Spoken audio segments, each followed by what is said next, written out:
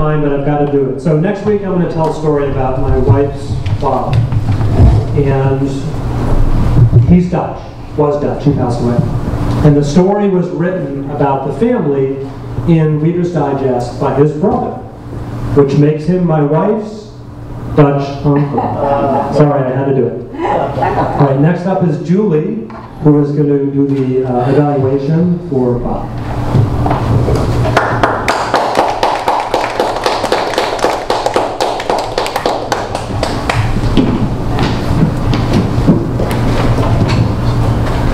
Can you tell me the time for this speech? Oh yeah, it was 4:58. You did not get the green card. Just before the green card. Okay. I really enjoyed Bob's speech. Some of the phrases he used could be used by somebody speaking as a Dutch uncle to somebody else. When I was looking at the different people as he spoke, I witnessed lots of people laughing, smiling, nodding their head. So I think he did a great job of entertaining. There was a wonderful energy in the room. I found the speech humorous myself. I liked the ironic phrases and the different grouping of words. I think he did a fantastic job of fitting the theme with the different jokes and stories. We could all relate. All the phrases were things that we had already heard of. He delivered, he did a great job of delivering, giving the speech and telling the stories. He had wonderful eye contact. He came in front of the podium. He barely used notes for most of it, and even when he did use notes, it wasn't even that much. He came across extremely confident. I didn't really notice any filler words. I think he had a wonderful presence in front of everyone. He just had a great, a lot of confidence and did a great job. I liked how he emphasized throwing the people away and just kind of broke things up a little bit with that.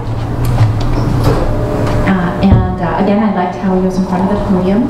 He did change his voice a little bit at times. The one thing I would say is if he were to change his voice a little bit more, maybe a different tone or a different level of voice would be good. I like the different pauses he had. And when he initially started, I didn't really understand it. But as it progressed, I think he did a great job because it was unique. Usually when people will tell a story, or most of the speeches are more of a story, where this was different ideas that he kind of put together. So I thought it was a really nice, unique speech. And I think he did a great job with minimal use of notes. So another great job, and I'm looking forward to your next speech.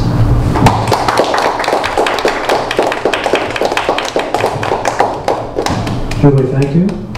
So next up is Aline, who's going to do the speech evaluation for Rob Cancer. Always tough to do. Yeah.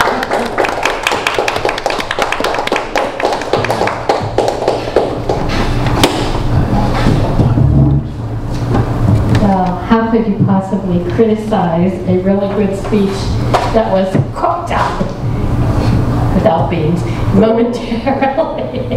It was cooked up so quickly. It was really enjoyable. You're a wonderful storyteller. You do everything really, I won't say perfectly, but really, really well, including how you hold the mic and the way everyone uses hand signals. You put the mic down so you can do the motions for the can opener. Very good. I'm going to learn how to do that because I have a hard time with that. I have a hard time doing those two things simultaneously. There was a ton of laughter.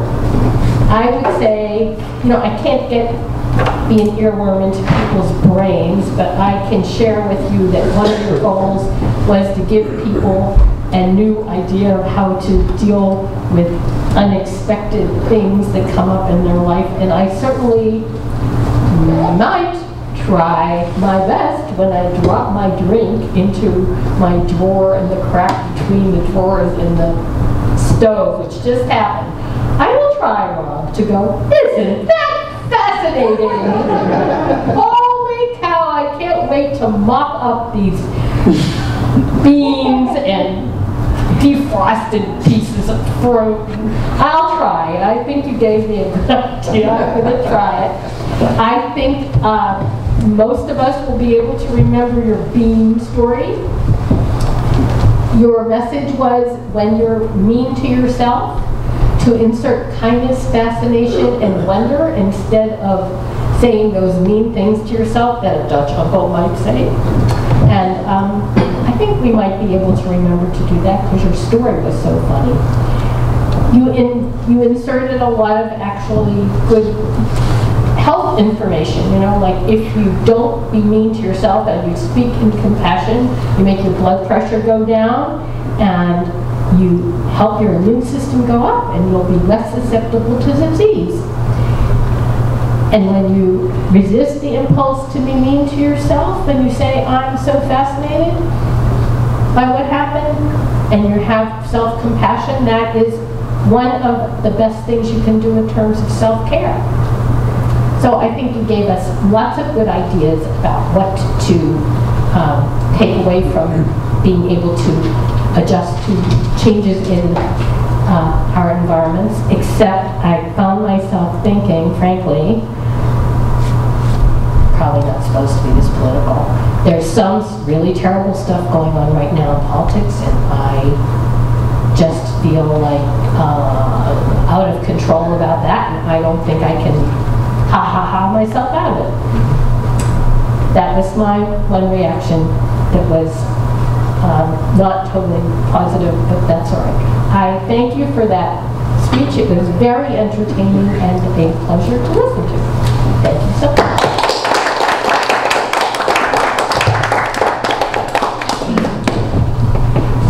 Thank you, Aline. So next up is Mickey, who's going to do the grammarian report.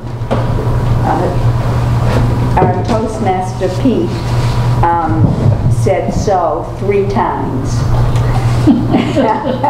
So?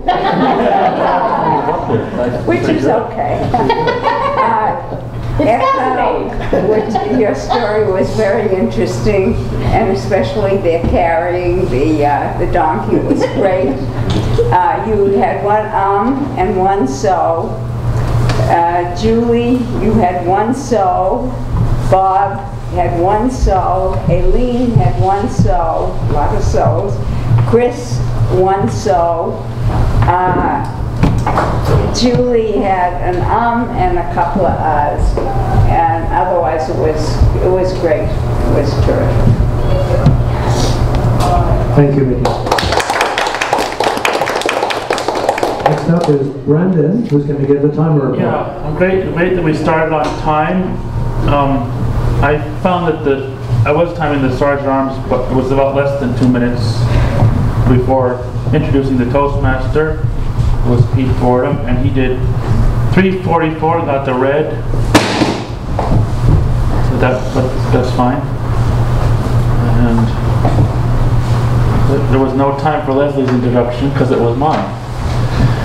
Anyways, was Rob's president's was 2:45, right in there, and Mickey was 1:37. I said you just got the green card.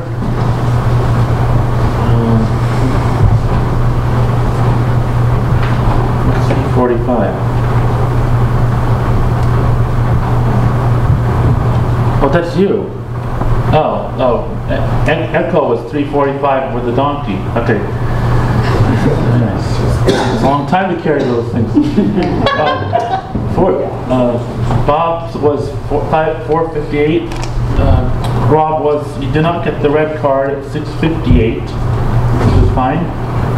Chris was 120, green. Everyone on tabletop has got the green actually approached the yellow. The only one who got the yellow was Harvey, so that's all you really need to know for that, to approach the green card. And the evaluator is 311 for Bill. You've got the yellow. Aline, 331. You just got the red, and Mickey was less than a minute, and I didn't time myself. So I have no idea what I got. Thank you, Brendan. So next up is Peter Ash, who's going to do the general evaluation.